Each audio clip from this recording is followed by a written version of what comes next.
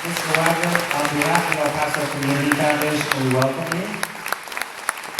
And there is a prize involved in walking out here on stage for your tremendous contribution to cinema, to television, to entertainment, and for the human spirit. We would like to present you with the Plaza Classic Award.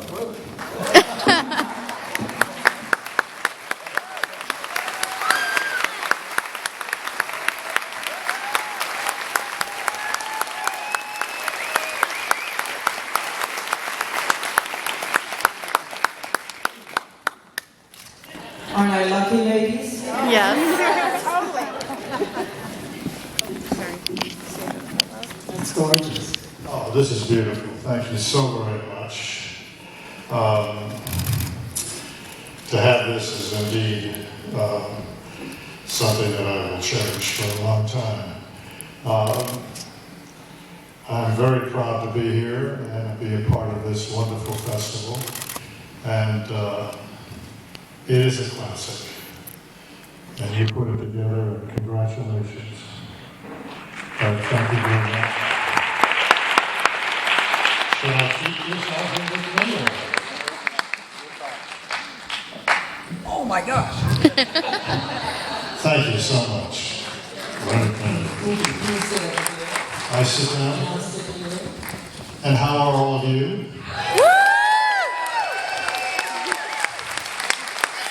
El Paso, great. We just came from a wonderful reception. It was kind of like a feeding frenzy. And watch.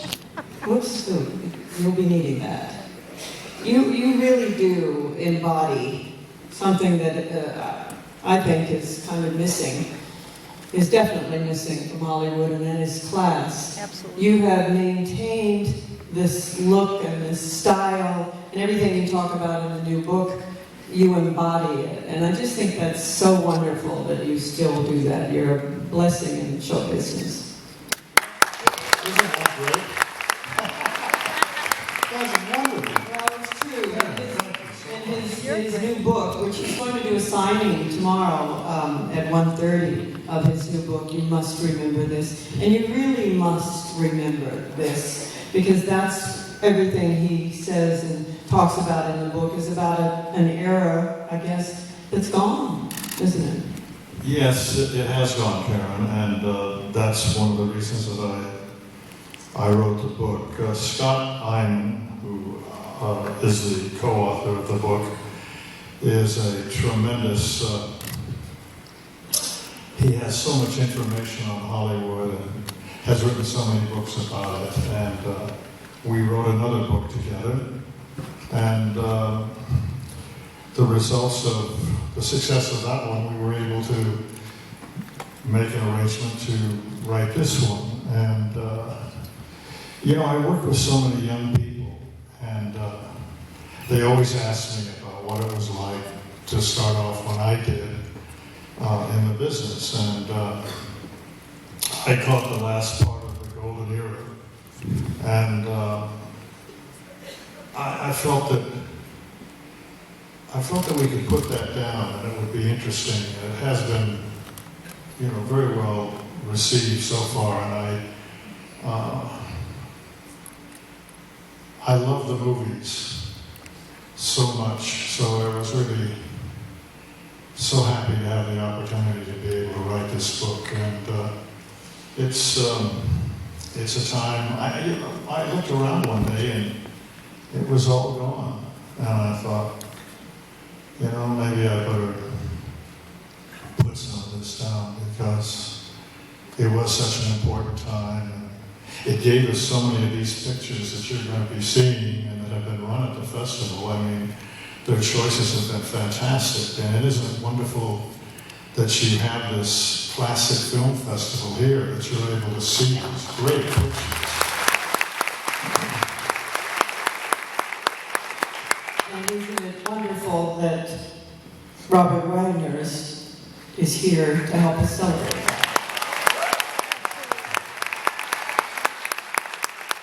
You've told this story, I know, many times, but and I'm sure I can speak for almost everybody sitting here because you came to this festival, is that you were once a young boy looking at the stars and your idols. And there's a wonderful story that you're probably tired of telling, but I'm never tired of hearing it, is you were a caddy, I think, at a country club, and you were sitting under a tree, and you looked up and you saw what? That's a great story. Great story. I'm sorry to have you tell it again, but I love it. Well, I was a very young boy, and I was at this country club. We lived near this golf course, and I was hiding in the bushes, and I was looking down the fairway, and these four gentlemen hit their tee shots and were walking up the fairway, and as they walked up, I looked at them and I thought, oh, if I could be one of them or near them and be a part of what they do. And those four gentlemen were Randolph Scott, Cary Grant, Fred Astaire, and Clark Gable. And when I saw them, oh, you can't imagine the energy that they had. And you know, it's so amazing to me, and it's something that I have had such fortune with. Randolph Scott later on was very helpful to me and influential in my career. Clark Gable took me to MGM to try to get me under contract there, because that was the idea for all young actors to try to get to a major studio that had a contract list. Cary Grant was a very close friend who I had tremendous affection for. And Fred Astaire, I played his son in a television series I did called It Takes a Thief. So,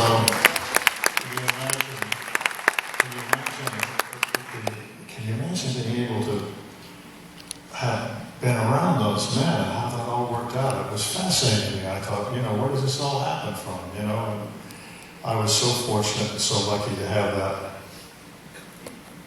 that part of my life be mentored by those gentlemen. They were giants, really, really, truly giants. But you had to have the spunk to meet them. I mean, we can all sit under a tree and look over there and go, oh my God. It was those four astounding, but somehow you managed to get from under the tree to them. Did you just have the guts to go up to one of them and say, help? No, not really, Karen. It just evolved. It was kind of like evolution, but I was there around there when I was 15, 16 years old, and all of the caddies had gone to the war, and I was caddying for a lot of these guys. And one thing led to another, and I wanted to be in the picture business, and I expressed that, and they said, well, let me see, maybe I can help you, Who do you think was your greatest mentor through those golden age and those years?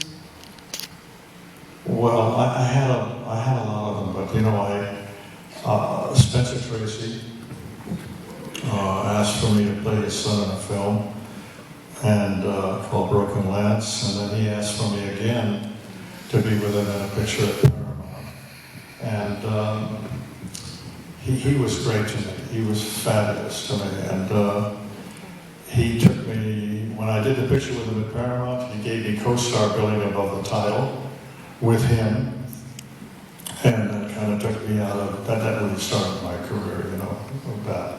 But I think in that time it's different than so different from today. But I think in those years where you got in just at that wonderful time, the actors like Spencer Tracy or Clark Gable, they were supportive. I mean, as opposed to today, I think that they would give you chances you probably could, young actor may not be able to get today. Well, I think you're very much right about that. I also think that young actors today don't have the chance that I really had, to have when I was under contract to 20th Century Fox when I was 18 years old, And they had drama coaches there, and dancing teachers, and fencing teachers, and writing, and you could be, you know, I became the test boy. I did both of Marilyn Monroe's tests at the studio, and they took me off the street, and I didn't even know, you know, how to say hello on the screen. And through a long period of time, they groomed me right from the beginning. You know, Karen, right from the beginning. You were lucky. You liked Marilyn Monroe. I beg your pardon? You liked Marilyn Monroe. I did very much, yeah. She was a wonderful, wonderful lady. Very, very nice. And, you know, we all started out at the same time, and boy, she was really something. I mean, I know that all of the girls, I mean, when they would go on these magazine layouts, you know, for covers and things like that, the minute that Marilyn walked in, they knew that she was going to get the cover, you know, every time. I wonder what was it about her, just to go off on it, because we all know that she was indefinable. But what was, you were there, you were with her. What was it? What was that spark? I don't know what it was, but I'll tell you, the camera loved her. The camera loved her, and she loved the camera. And, I mean, it was like just seeing somebody strike a match, you know, when she took off. I mean, it was really something very, very exciting. I should share a story with you that happened to me today, which maybe will make you laugh, because it broke me completely up. When I got off the plane at the El Paso airport, we were standing there waiting for the luggage, you know, that comes out on the thing. And I was standing next to this older man, and he turned to me and he said, "What would we do without wheels and cleavage?"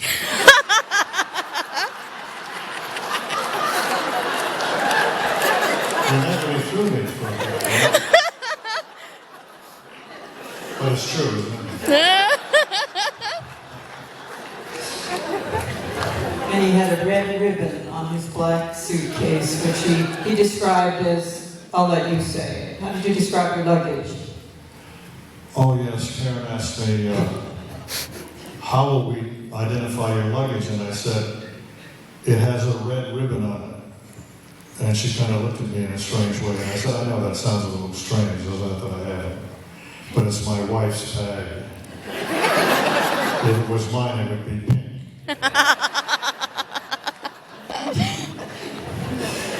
Good. I have to add that in those years when you were having all that wonderful luck, there was also a great deal of talent and an extraordinarily handsome young man. Thank you very much. Still is. You hear that? These are all ladies on the front row. We love you. You came all the way from Germany. Somebody came I from did. Germany, I did. right? How nice of you. Thank You did? so much. Yes, I You did. came from Germany just Yes. Wow.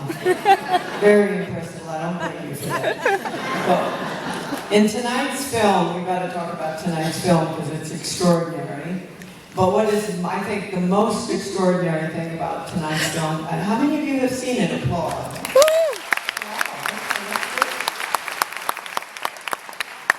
For those of you who haven't and who may not be aware, because this wouldn't happen today, here's a few of the cast members. Steve McQueen, Paul Newman, William Holden, Faye Dunaway, Fred Astaire, Richard Chamberlain, Jennifer Jones, Robert Vaughn, and I will mention, but not in the group with the rest of them, O.J. Simpson. Okay, I'm sorry. And Robert Wagner. Yay!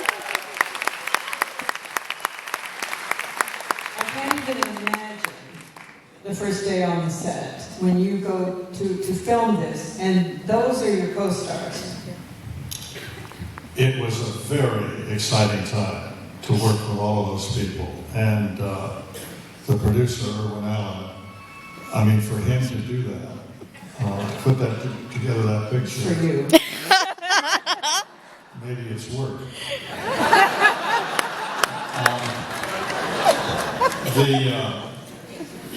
To gather all those people together, Irwin Allen was a tremendous producer. He could make these kind of movies like no one else. I mean, he was such a special man. And when we were all there together, it was very, very exciting to be with all those people. I started off with Susan Flannery. We were the beginning of the movie, of the shooting of the movie. Do you all remember Susan Flannery? I know she was on The Bold and Beautiful. And I think this picture was her first movie. Very nice lady, very, very lovely person. She got the Golden Globe Award for her performance in this picture, I believe. You know, and to work with all of those people was very exciting. I don't know, have you all seen this movie before? Yes. How many haven't? Applause. You're in for a treat because it really is a very, very fascinating picture, exciting movie, and was tremendously successful all over the world. I mean, it was a gigantic film for everyone. It was, according to my facts, the highest grossing film in 1974. Wow. This movie was. It was nominated for 8 Oscars. Wow. And won 3. Best Cinematography, Best Film Editing, and Best Original Song, which you probably heard our wonderful organist play tonight, We May Never Love Like This Again, Ernie McGovern. So it was an astounding movie. It had to have been, in that time, to make such a disaster film. Very different than it would be today.